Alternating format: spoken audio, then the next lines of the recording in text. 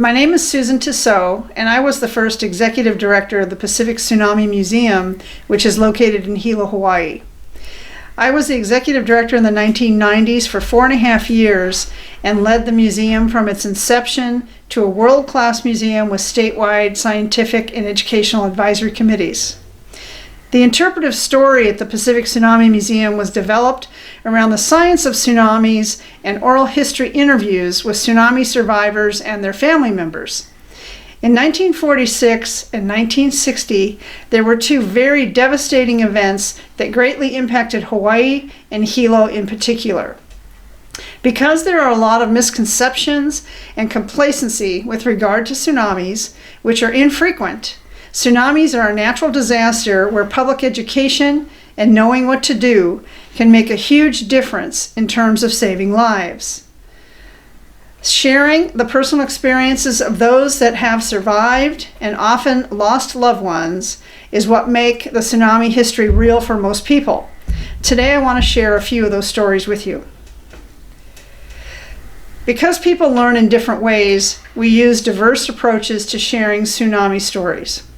Oral histories, photography, children's essay contests, exhibits in the museum, and through art mediums such as painting and quilting. We also created a statewide performing arts program called Tsunami Years, which was based on the poetry of Juliet S. Kono, that did 19 performances around the state and was purposely scheduled in places like libraries and shopping centers so that we would reach a broad audience. We got Hawaii's former governor Cayetano to proclaim April as a statewide tsunami awareness month. One story was told to me by the grandmother of a student who participated in our first annual tsunami essay contest. Her grandchild wanted to record her story to participate in the contest. Although she initially said no, later she realized that a whole generation had grown up without having had first-hand experience with tsunami hazards and allowed her grandson to interview her and share it with the public. This was one of the first signals I got that the community understood the purpose of the museum and wanted to participate. Hundreds died before there was a warning system. The most profound story, recorded on film, was from a man who, as a child, fled on foot from a tsunami that hit Lapahoehoe School, which is north of Hilo. He and his older brother survived, but their younger brother was swept away and lost. Later, I met his niece, who was seeing the story for the first time. She had lived her whole life not hearing about this experience because her father never talked about it. Her uncle was willing to tell his story to enhance public awareness. This was the 1946 event that caught Hilo and other parts of the state off guard because the earthquake that caused the tsunami was far away in Alaska. This event sparked the initial development of the Pacific Tsunami Warning System in 1949.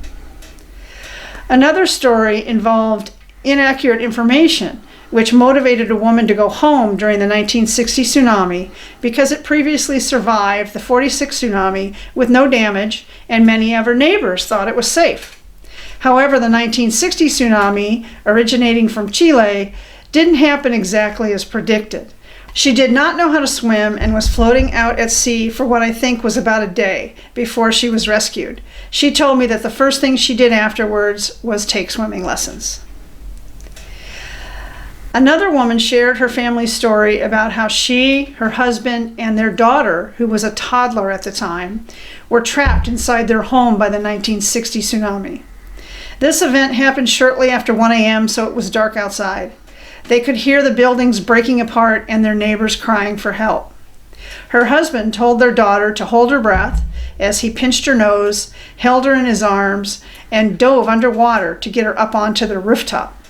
He tied his wife and baby daughter onto the rooftop while he repeatedly dove back into the water to help their neighbors get to safety.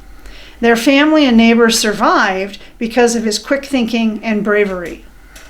I heard numerous stories like this. The community embraced its pain and came forward to tell their stories because they knew it mattered. They knew it could save lives. The Pacific Tsunami Museum is a great resource for people who want to know more about tsunamis, and the museum has some of these oral histories, both written and in video format, online. Working on the creation of the Pacific Tsunami Museum had a profound impact on me and was an honor and a privilege. I am grateful for the confidence and level of trust that the community had in me. Thank you for listening to these stories. And thank you, Lori Dengler and the Redwood Coast Tsunami Work Group, for your important efforts to educate the public on the North Coast. Let us never forget.